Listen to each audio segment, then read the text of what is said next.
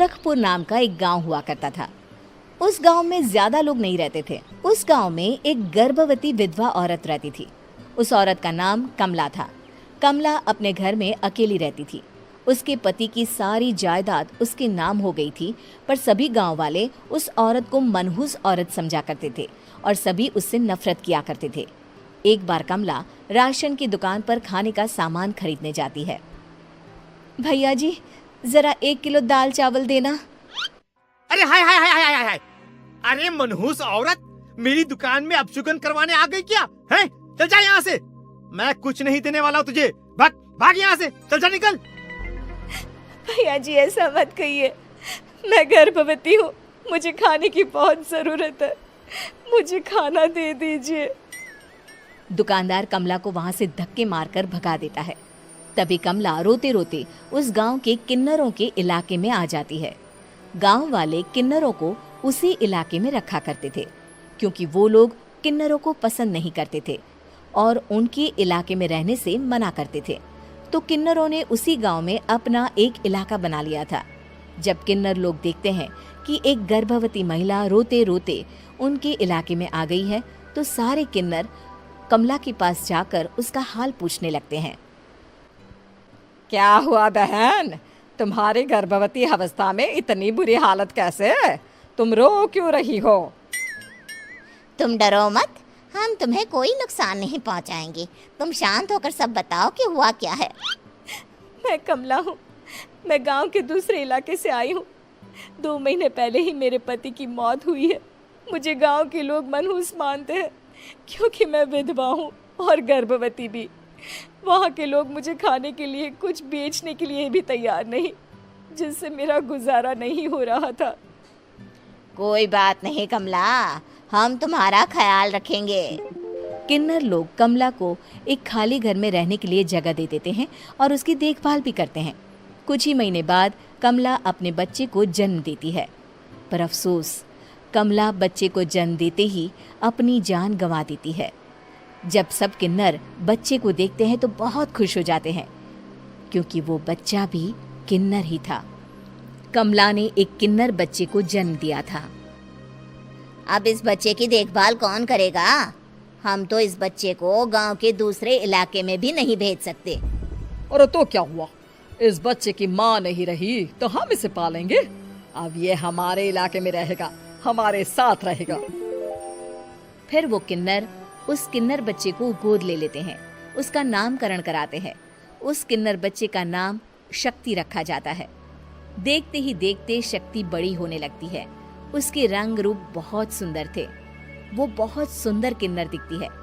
एक दिन शक्ति एक किन्नर से पूछती है, माँ जी सुनिए ना, ये गांव के दूसरे इलाके में भी तो लोग रहते हैं, तो हम वहाँ क्यों नहीं जाते? हम उनसे अलग क्यों रहते हैं? शक्ति, क्योंकि वो लोग हमारे जैसे नहीं, वो लोग हमें पसंद नहीं करते, इसीलिए हम उनसे अलग रहते हैं। क्यों? वो हमें क्यों पसंद नहीं करते? मुझे एक बार उस इलाके में जाना है, मैं एक बार वहाँ जाकर घूम कर आऊं।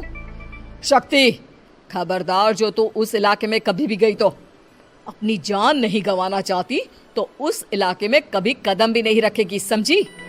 इतना कहकर वो किन्नर वहां से चली जाती है। शक्ति उस किन्नर की बात सुनकर बहुत रोती है। माँ जी, ऐसा कैसे कह सकती हैं? उन्होंने इतनी सी बात के लिए मुझे इतना डांटा। अब तो मैं उस इलाके में जरूर जाऊंगी। फिर एक दिन शक्ति गांव के दूसरे इलाके में चुपके से जाती है। ये लोग तो हमारे जैसे ही इंसान हैं, तो ये हमसे नफरत क्यों करते हैं? जब शक्ति उस इलाके में पहुंचती है तो गांव के सारे आदमी उसके रूप से मोहित हो जाते हैं। वो लोग ये अंदाजा नहीं लगा पाते कि वो किन्नर है। शक्ति की सुंदरता देखकर सारे गांव वाले उसकी तारीफ करने लगते हैं। तभी गांव का चक्कर लगाने गांव के जमींदार का बेटा हर्ष वहां पहुंचता है। हर्ष भी दिखने में बहुत सुंदर होता है। जब हर्ष ने शक्ति को देखा तो वो भी उससे मोहित हो गया, और जब शक्ति की नजर हर्ष पर पड़ी तो वो हर्ष को देखकर मोहित हो गई। आपको पहले कभी इस गांव में देखा नहीं। इस गांव में आप नए हैं क्या? जी नहीं, वो मैं बस। तभी शक्ति बोलते बोलते रुक जाती है और मन में सोचने लगती है, अगर मैंने इनको बता दिया कि मैं दूसरे इलाके से आई हूँ तो वो समझ जाएंगे कि मैं किन्नर हूँ, इसलिए मुझे इनसे झूठ ही बोलना पड़ेगा। शक्ति हर्ष को कहती है, जी हाँ, मैं इस गांव में नई आई हूँ, यहाँ अकेली रहती हूँ। वैसे आप कौन है? आप भी इसी गांव में रहते हैं? जी हाँ, मैं इस गांव के जमींदार का बेटा हूँ। आपको किसी भी चीज की जरूरत पड़े तो आप मुझे बता देना, मुझे अच्छा लगेगा। ऐसे ही शक्ति और हर्ष एक दूसरे से रोज मिलने लगते। वो दोनों अपने प्यार का इजहार करने एक दूसरे से मिलने जाते हैं। तभी शक्ति का पीछा करते करते एक किन्नर वहां आ जाती है। शक्ति, शक्ति, मैं तुमसे बहुत प्यार करता हूँ। मैं तुमसे शादी करना चाहता हूँ। क्या तुम मुझसे शादी करोगी? हाँ हर्ष, मैं तुमसे शादी करूंगी, पर मैं तुमको अपने बारे में एक सच्चाई बताना चाहती हूँ जो मैंने तुमसे छुपा कर रखी है। तभी उनके बीच में ही वो किन्नर आ जाती है। शक्ति, तेरी हिम्मत कैसे हुई ऐसा करने की? वो किन्नर शक्ति को खींचकर गांव के जमींदार के पास ले जाती है। हर्ष भी वहां शक्ति को बचाने के लिए पहुंच जाता है। जमींदार शक्ति और हर्ष के प्यार के बारे में सुनकर गुस्से में आ जाता है और शक्ति को गांव के बाहर निकालने की सजा देता है। शक्ति ये बात सहन नहीं कर पाती और कुएं में कूदकर अपनी जान दे देती है। जमींदार हर्ष की शादी गांव की एक लड़की से करवा देता है, पर हर्ष इस शादी से खुश नहीं होता।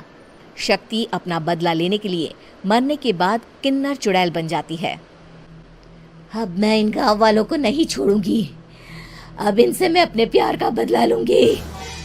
किन्नर चुड़ैल गांव वालों को परेशान करना शुरू कर देती है। एक बार वो रात को गांव के खेतों में पहुंच जाती है और वहां आग लगा देती है। सारी फसल जल के राख हो जाती है।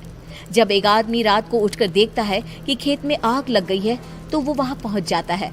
वो देखता है कि खेतों के बीचों बीच एक किन्नर चुड़ैल खड़ी है और वहां खड़े होकर ताली बजा रही है।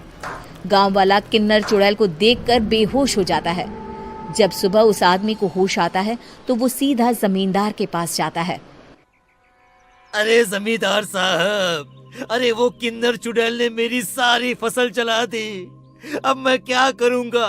क्या होगा मेरा? जमींदार चुड़ैल किन्नर का नाम सुनते ही सब कुछ समझ जाता है। अब वो बहुत डर जाता है। उसी रात को जब जमींदार डर के मारे अपने कमरे में सो नहीं पाता, तभी वहां अचानक से किन्नर चुड़ैल आ जाती है। किन्नर चुड़ैल जोर जोर से जमींदार के आगे खड़ी होकर हंसने लगती है और ताली बजाने लगती है। जमींदार उस डरावनी किन्नर चुड़ैल को देखकर बहुत डर जाता है। तूने मेरे साथ बहुत बुरा किया, अब मैं तुझे जान से मार दूंगी। नहीं नहीं नहीं नहीं नहीं, मुझे माफ कर दो, मुझे मत मारो। मैं कभी ऐसा दोबारा नहीं करूंगा। अब तुम जो बोलोगी वही मैं करूंगा। ठीक है, मैं चाहती हूँ कि किन्नर इलाका गांव के इलाके से जुड़े और गांव का कोई भी आदमी किन्नर समाज से द्वेष ना करे, उससे नफरत ना करे, नहीं तो मैं सारे गांव को मार दूंगी।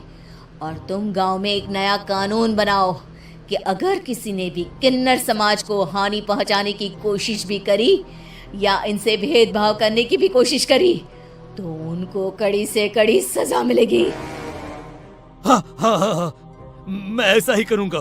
तुम जो बोलोगी वो मैं करूंगा, पर मुझे जाने दो प्लीज। तब वो किन्नर चुड़ैल वहां से चली जाती है। गांव का जमींदार किन्नर चुड़ैल का कहा मानते हुए दोनों इलाकों को एक कर देता है और नया कानून भी लागू कर देता है। तब से वहां किन्नर समाज और बाकी गांव वाले शांतिपूर्वक रहने लगते।